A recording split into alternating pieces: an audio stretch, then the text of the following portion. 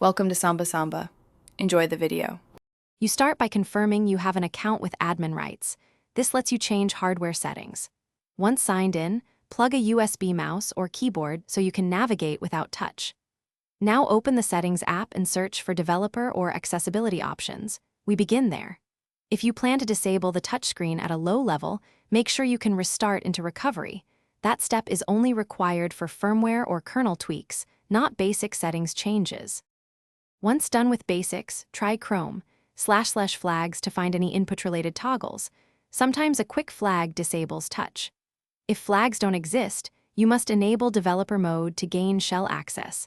This erases local data, so back up first.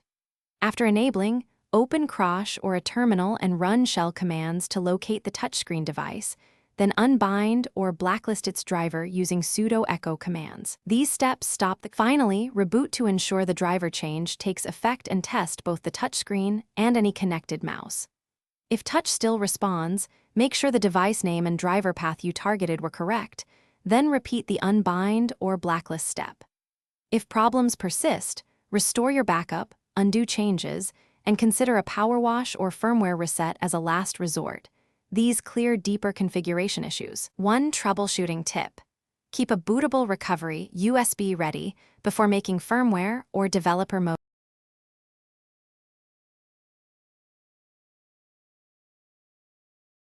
Thanks for watching.